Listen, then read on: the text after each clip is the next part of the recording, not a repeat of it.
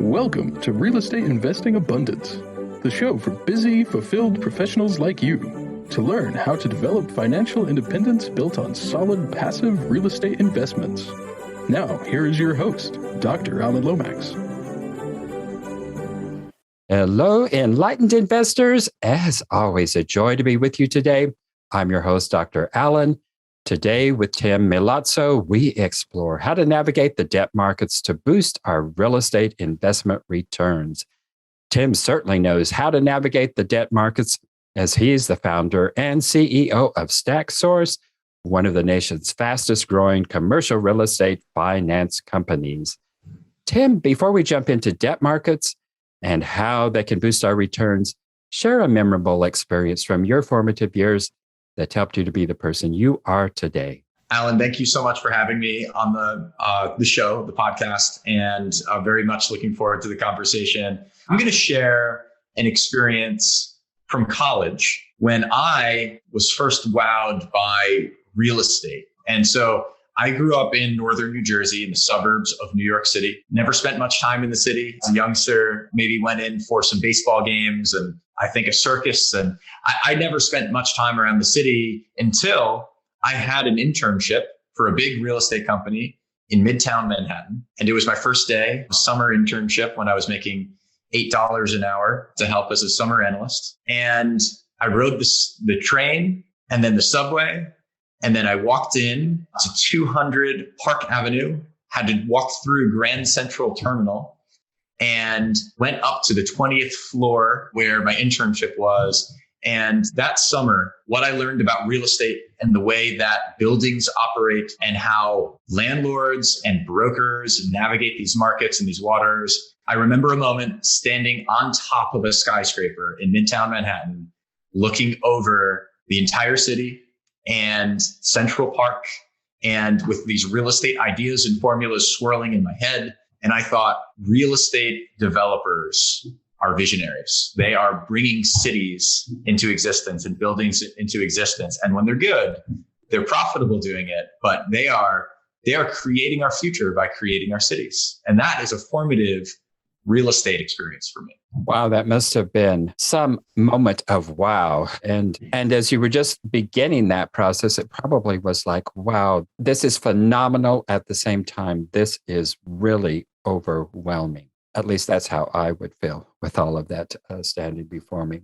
Well, obviously, you figured out how to navigate this and figured out how to navigate debt markets in particular, which is integral to the success of any real estate project development or purchasing value add properties. Whatever you're doing in real estate, it's a big deal. So start us off here, Tim, with the basics and help us understand the difference between commercial and residential financing. I think probably many people are familiar with residential financing, but we know it's different than commercial. So tell us the difference there.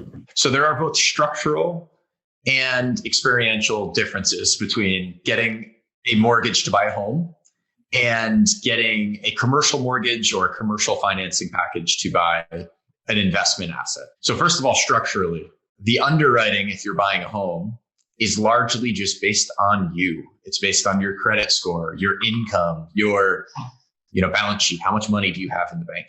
You don't need to know too much more about a person than those three things.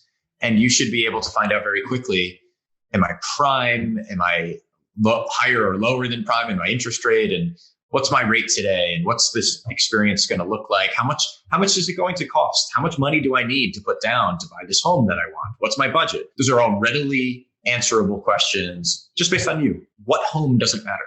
On commercial real estate and in commercial mortgage underwriting, most of the focus goes on the property. And if we're talking about a property that really is a business, it's got revenues bringing in money, it's got expenses where money's going out, and it's like underwriting a business. It's much more similar to a business loan. It's about the property and the income that property can generate. And then secondarily, it's about who you are as the owner. Will you mess it up? Will you increase it? And when you get maybe to development financing, then it starts to be more about your track record and your expertise and your business plan. Many commercial properties, though, that are already cash flowing, primarily about the property and what could be done at that location and what can be done with that asset. So that's the first and biggest difference. There are structural differences then in the way these loan quotes work. Commercial loan quotes, they can be recourse or non-recourse. And this is not something that you think about for a residential purchase. But let's say the property defaults and the lender is wondering, okay, well, how am I going to get paid back? First thing they're going to do in any situation, residential or commercial, is take back the property and try to make up for their losses that way on a defaulted loan. If you have a full recourse loan for commercial, they may be coming after you too for the money you have in your pocket, the money you have in your bank account to make good on their losses. There are several nuances of commercial loans: recourse, prepayment penalties, structural things that you will not see in a residential, and it is a more structured term sheet. And I think if it's the first time you're getting a commercial financing, having somebody that understands these different nuances and can walk you through your first term sheet from a lender is really very much in order. So those are some of the structural differences between commercial and residential. Well, it sounds very overwhelming in some respects. And yet in other respects, it sounds like it could be actually much easier to get a commercial loan than it is a residential loan, just because of those structural differences that are placing the structure on the asset itself rather than upon the personal finances there. In the experience of finding a commercial loan, and the reason my company exists, the top residential lender in the country now is Rocket Mortgage. They IPO'd last year in 2020, worth $50 billion when they went on the public markets. And you can buy Rocket Mortgage stock now. And they've taken the mortgage process online. You can get instant quotes. You can submit your documents online and see how close you are to the closing and how many items are left until you can close. And that's largely not existed on the commercial side. And it's a bit more in the dark. Finding the right lender and getting to your quote quickly is not as easy on the commercial side.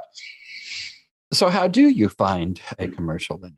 The first thing that a new real estate investor, somebody buying for cash flow, a multifamily or a self-storage or some other asset that's generating income, the first thing that most investors think of is, well, who do I know already? Banks, credit unions, maybe that I already do business with. I played golf with this guy who's a banker in town and he's a loan officer. And there's absolutely a value to developing relationships with certain lenders that you can do business with. And that's the very first way that people get a commercial loan. It's far from a guarantee that you're finding the best rate and best terms on the market, though, because you're limiting yourself to your own personal network. That drives a lot of real estate investors to use a commercial mortgage broker. These people are day in, day out, working on commercial financing transactions, talking to a lot more lenders, getting exposed to different lending programs and different options that are out there, and can make calls very quickly to many more lenders. What you don't get with a commercial mortgage broker necessarily is transparency. So what are they doing for me after I ask them to find me a loan? Who have they talked to? Who turned them down? And you're not getting direct feedback about your deal either. And to see, what did the lender say about my deal? Why didn't I get a loan quote from that one? Or, who else is on the market? You're not necessarily getting that experience quickly either. It's not a Rocket Mortgage where, you type in information to a website and you're getting immediate loan quotes, which is why we're building StackSouce to be that way to find all the best lending options on the market in a very transparent way where you're instantly getting matched with lenders. You're able to apply to all these lenders at once, talk to one person at StackSouce, which is a capital advisor, just like talking to one commercial mortgage broker, can give you that underwriting advice, can guide you through different pros and cons of different lending programs, and then easily compare and analyze quotes on the platforms. That's our reason for existence, Alan, is let's make commercial financing faster and easier and more transparent than trying to call 100 lenders myself to do comparison or relying on a broker where I don't know what's happening behind the scenes. Well, that is considerably different than what I'm familiar with, certainly in the commercial brokerage space there. Just this one question popped into my mind. When in the residential financing, you can go online and you can put in, I want this particular loan and need this kind of financing. And then you are going to get gazillions of emails and calls from all kinds of brokers. If we contact StackSouce for that information, is that going to happen to us? No, thankfully not. You hear from one person, which is a StackSouce capital advisor, that's going to verify information that's been put in, talk to you about underwriting and whether you may qualify for the financing that you hope for. In some situations from our platform, you will get an automated quote, like for a small balance multifamily that's stabilized. Freddie Mac's small balance loans between $1 million and $6 million. You can receive an instant quote on our platform. But whether you get an instant quote or a matching set of, hey, these are the 10 most likely lenders to give you the best loan quotes, you're only hearing from a StackSouce capital advisor. As a matter of fact, those lenders won't know who you are as a borrower until you've had that conversation with the capital advisor. We've approved the deal to go out to market because we know that you are going to qualify and you're ready to receive loan quotes. So even when you do get responses from lenders, they're not phone calls and emails and text messages and badgering you. They are quotes through our platform that are entered in the comparison lineup that you can compare and analyze in the one place. Before you decide, you will need to talk with your lender before closing, but it'll be after seeing the quote that they have for you. Well, that sounds phenomenal. So what actually is happening in the capital markets in 2021? Several things, because nobody's quite sure what will happen in the capital markets in 2022.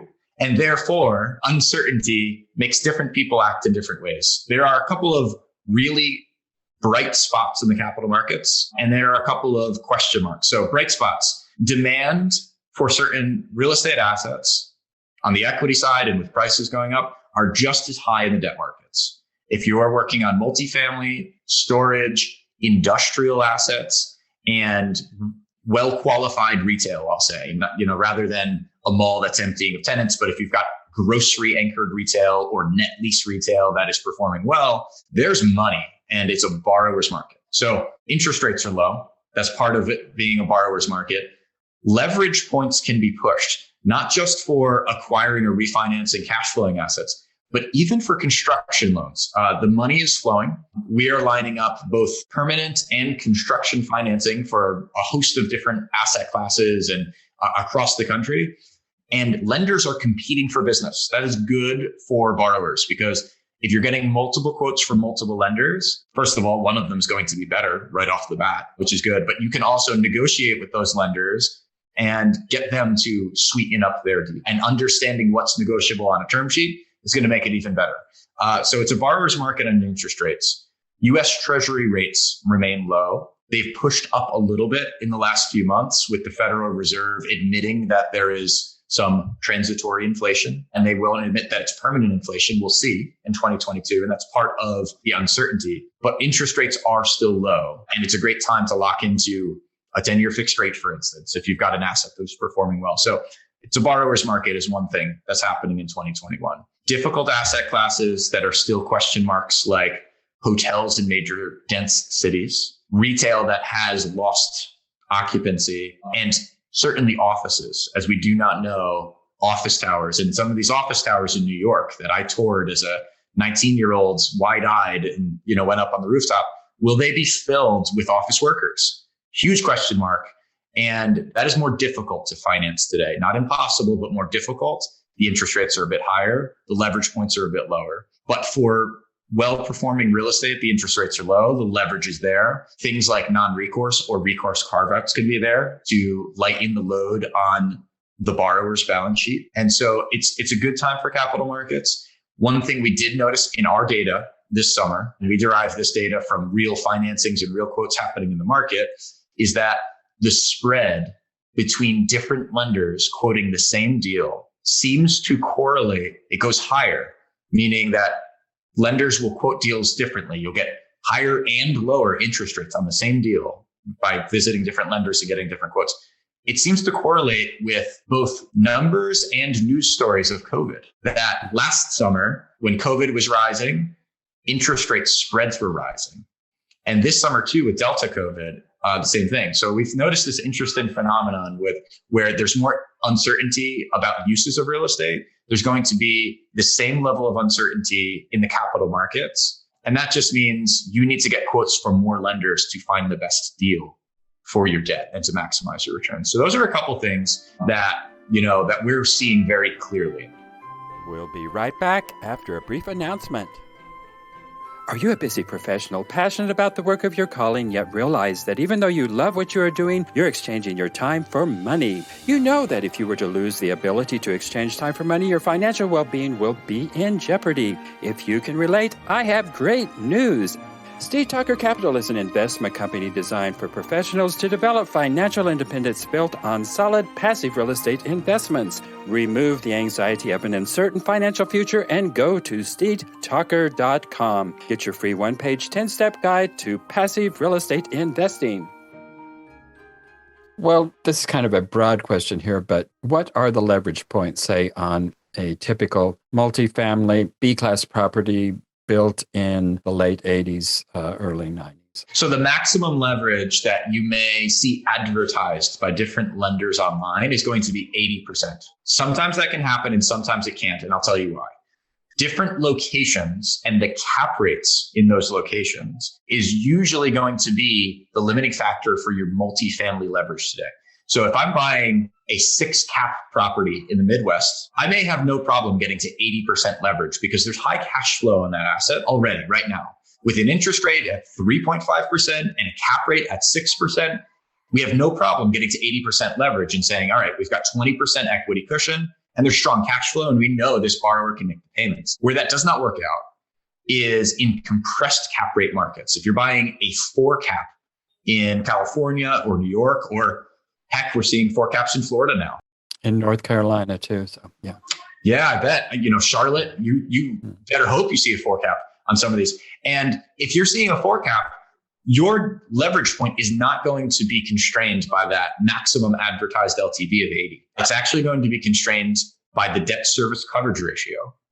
And Fannie Mae, Freddie Mac, almost every bank and credit union in the country, they're all looking for a minimum debt service coverage ratio between 1.2x and 1.3x. What that means is I want to see the cash flow, the net income of this property be 20 to 30% higher than the loan payments you owe me every month. And that almost never gets to 80% leverage while you can still maintain 20 to 30% more income than the loan payment. So you end up seeing maximum leverage points in the 65 to 70% range if you want to get a perm loan today on like a 4 cap. That's the truth of the matter, is you're going to see maximum LTVs in the 60s for many assets today because cap rates and prices are so compressed. They certainly are. It is an extraordinarily competitive market these days, particularly in multifamily and other asset classes as well. So why is debt key to scaling a real estate investment portfolio?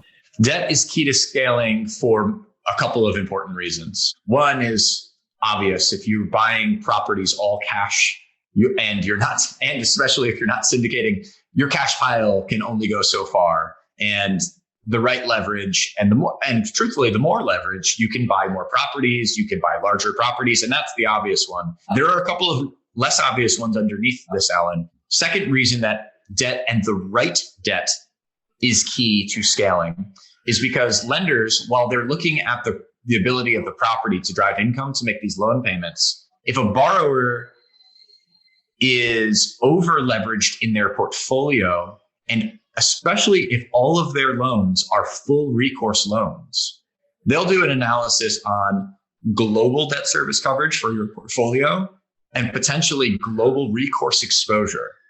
That will say, hey, if you buy this asset and we give you maximum leverage, is that risky in that? What if this loan defaults because something wrong happens with the property?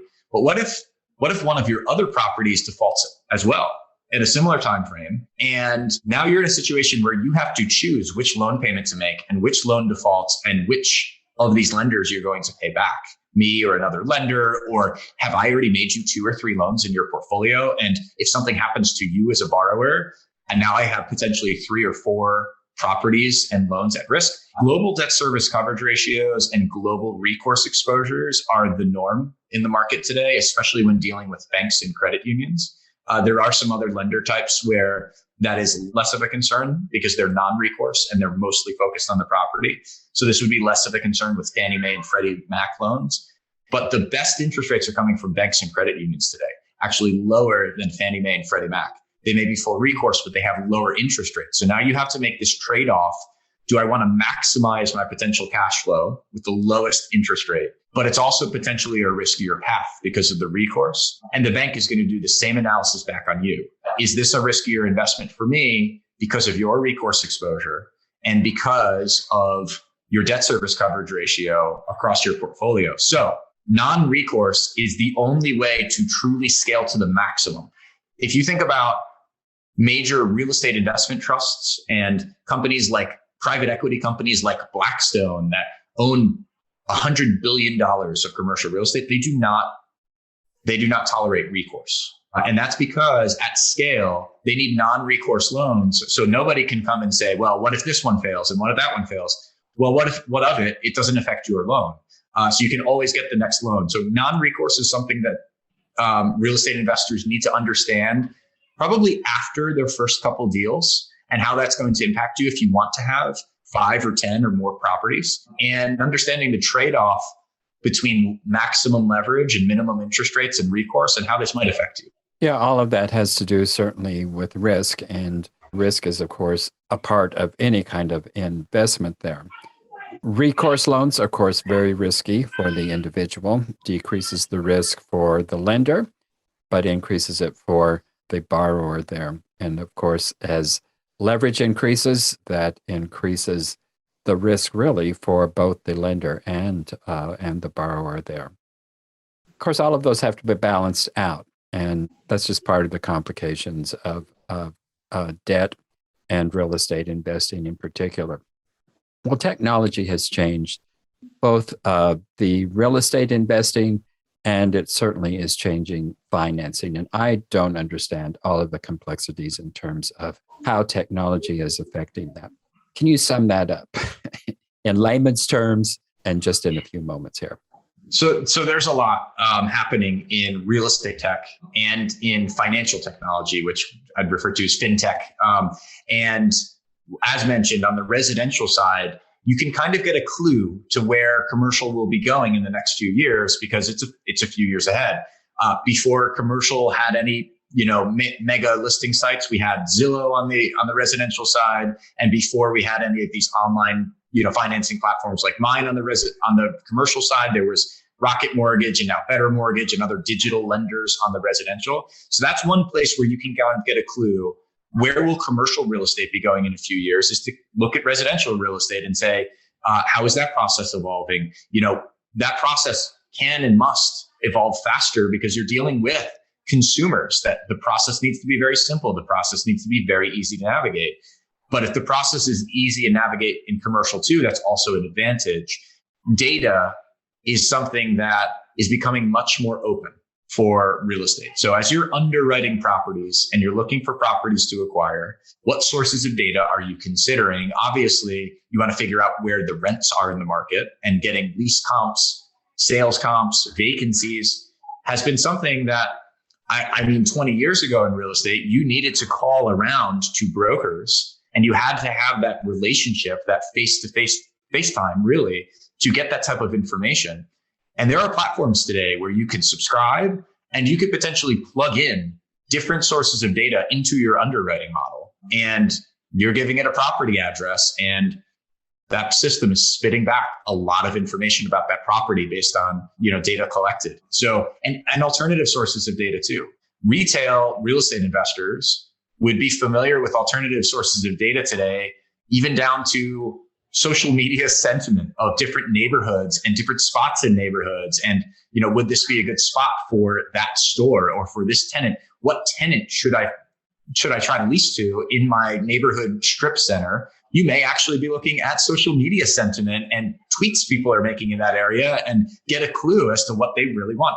So the uses of data, hooking that up with the underwriting process is something that's going to be a theme, and that's going to really continue in real estate, making transactions more frictionless and allowing you to do things like discover financing online, discover investment opportunities.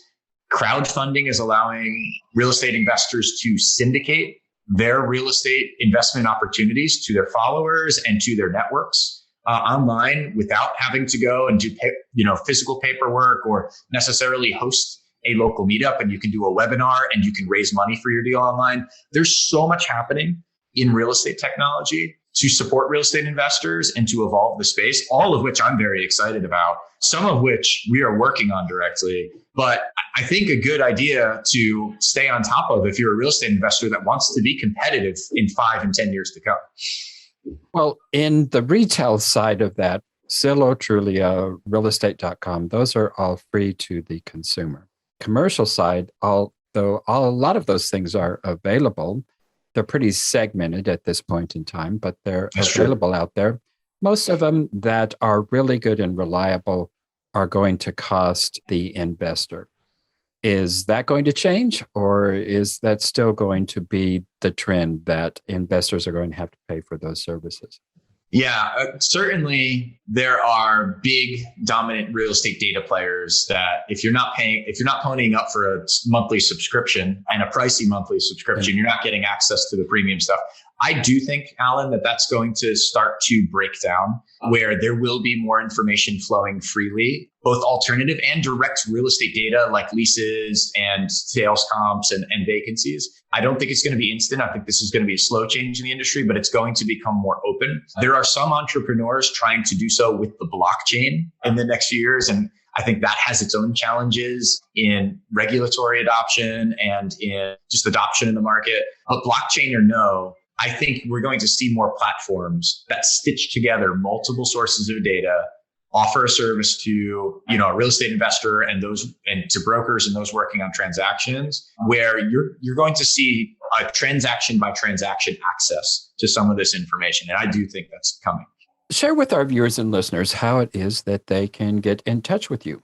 So I am Tim at StackSouce.com. If anyone would like to send me an email, StackSouce.com is our website where you can find information about our service, but also get in touch with our team if you want to talk about financing strategy, if you want to learn more about commercial financing, if you're coming from the residential space, or if you're growing your commercial portfolio, and our blog is there.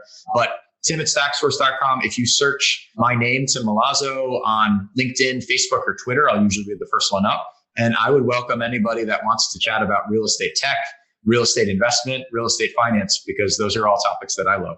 Well, Tim, before we close out here, just a couple more questions. One is, talk to us about the founding and the growing of a proptech startup.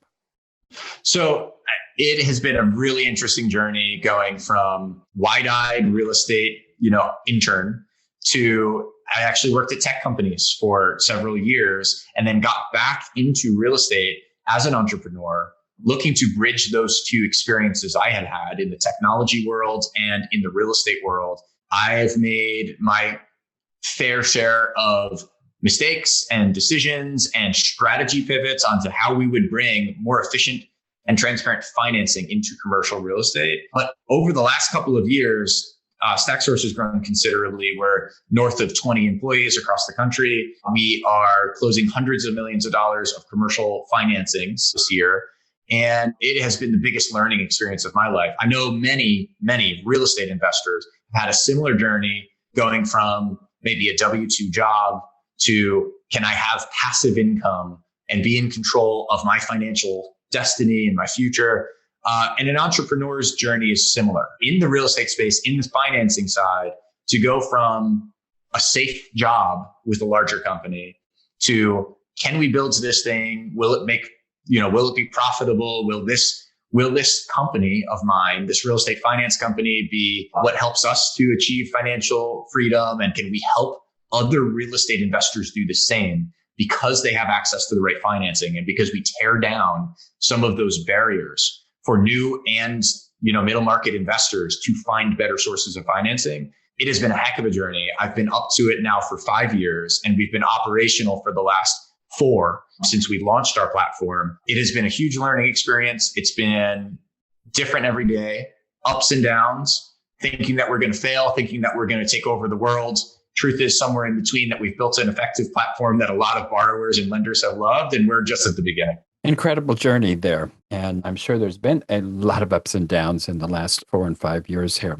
I have one last question. The Pandora Papers were made available to the public just in the last couple of days here. Is that going to have any effect on investments and on lending markets?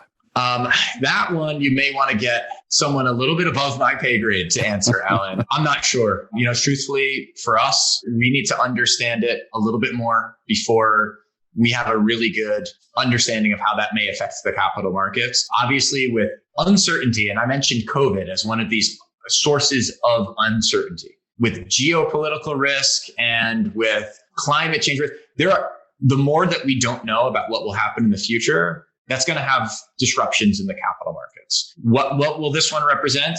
We're not sure yet. Keep an eye out in the next few weeks and the next couple of months. It may very well have, some immediate ripples in the capital markets, but it is too soon to tell for us. It certainly is a speculative question, but I know you're in that business. And so I was just interested on your perceptions in conjunction with that.